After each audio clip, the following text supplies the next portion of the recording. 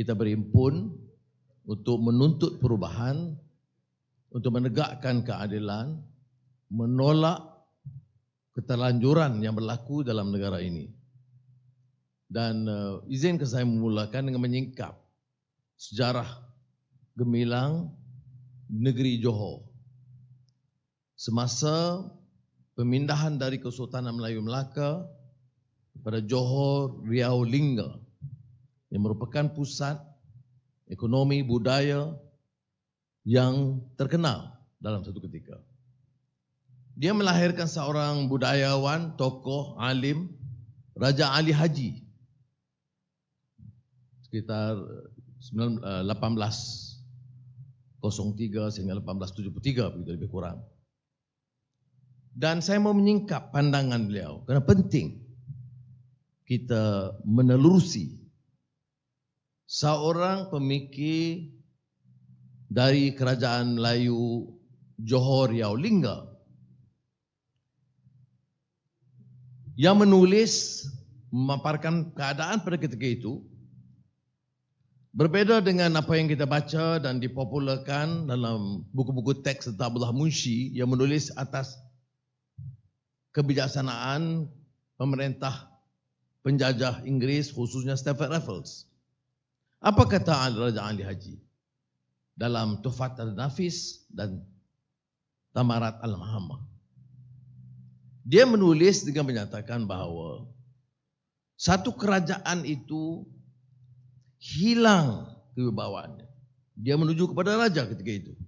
Dan maksud sekarang ini kerajaan.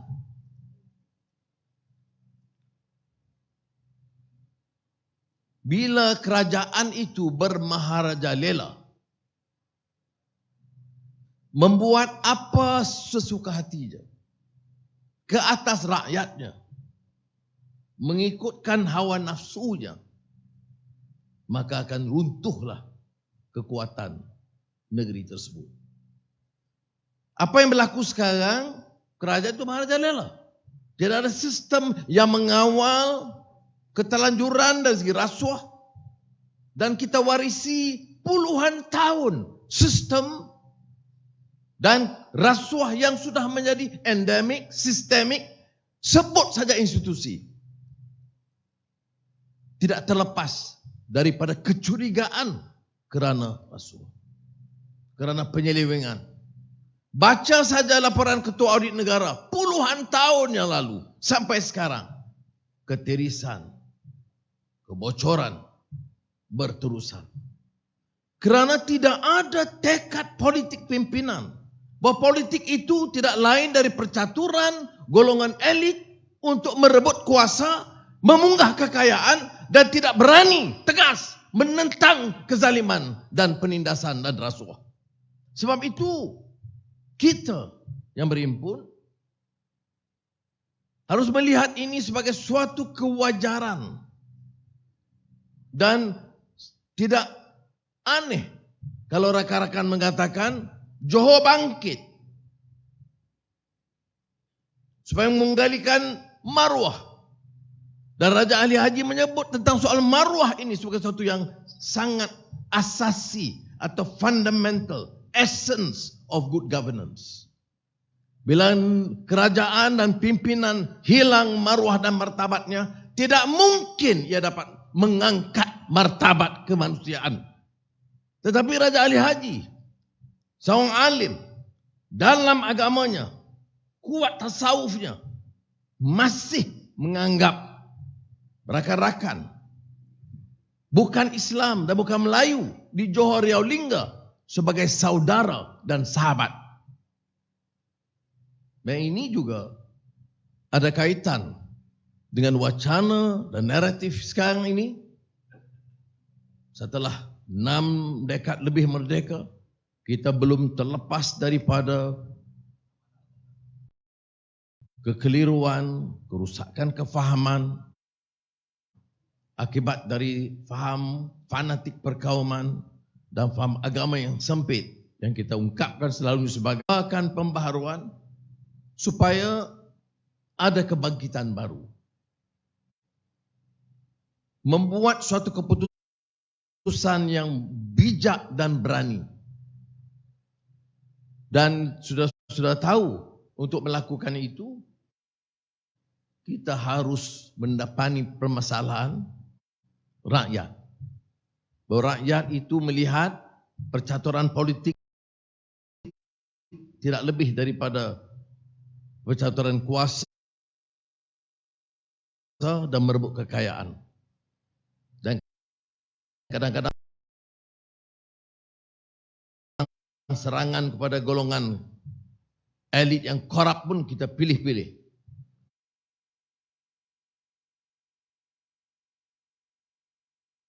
Dan kadang-kadang ada juga kecuaian dan kelemahan yang menyebabkan ada persepsi dan andaian sedemikian. Maka oleh demikian, kita harus memberikan mesej yang jelas bahawa pimpinan negeri Johor yang baru kita tegakkan insya-Allah akan meneruskan sinergi kerjasama seperti mana pernah berlaku dulu, walaupun ia dalam bentuk satu kerajaan Johor Riau Linggi, tetapi kita patut memperkukuh satu sistem kenegaraan kenegerian Johor yang boleh menghidupkan sinergi yang kuat, memperkuatkan ekonomi Singapura, Riau, Linggi, Batam umpamanya. Dan ini tidak berlaku di negeri Johor kerana pimpinan negeri tidak berupaya memikir luar daripada kerangka yang sedia ada. Untuk apa kita angkat martabat negeri Johor ini? Untuk menjamin keselesaan rakyat. Untuk waktu kini tidak boleh kita harapkan apa-apa selebihnya dari kerajaan persekutuan.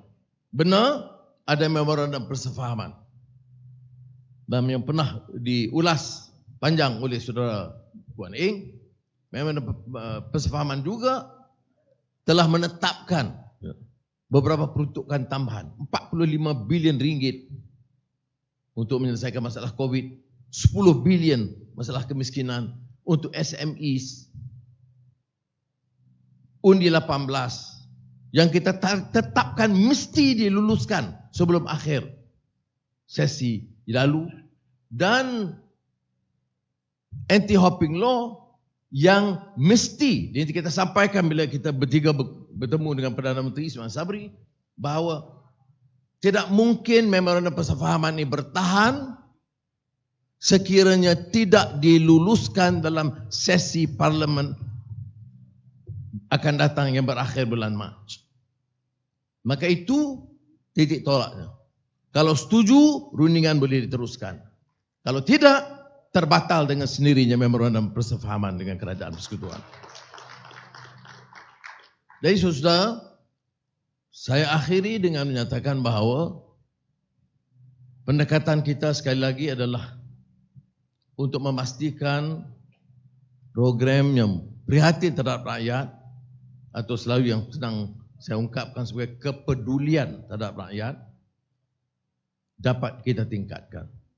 Mesti ada rencana yang lebih mudah, tidak manifesto yang berbelit dan panjang dan rumit, tapi yang mudah difahami oleh rakyat tentang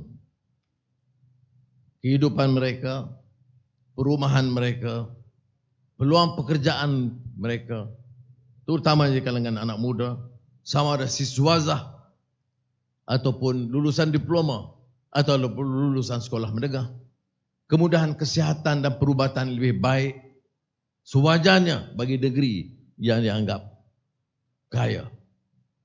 Mudah-mudahan dengan semangat yang sedemikian kita dapat bawa perubahan bersama, dan saya harap jentera parti masing-masing melihat ke depan,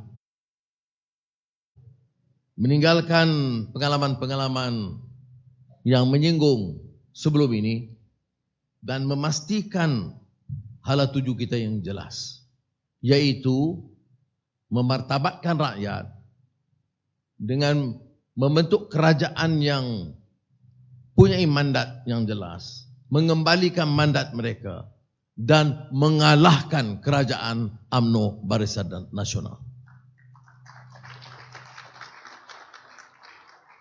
Kita doa kata Allah Subhanahu Wa Taala, mudah-mudahan semangat itu yang berpandukan semangat pembaharuan, in uridu illal islah mastata', akan berlaku, dan semoga rakyat Johor akan menyaksikan dan mendengar satu berita yang amat menggembirakan, kerana pasukan kita bersama DAP Amanah Keadilan dan Muda dapat mencatat kemenangan yang bergaya, insya-Allah.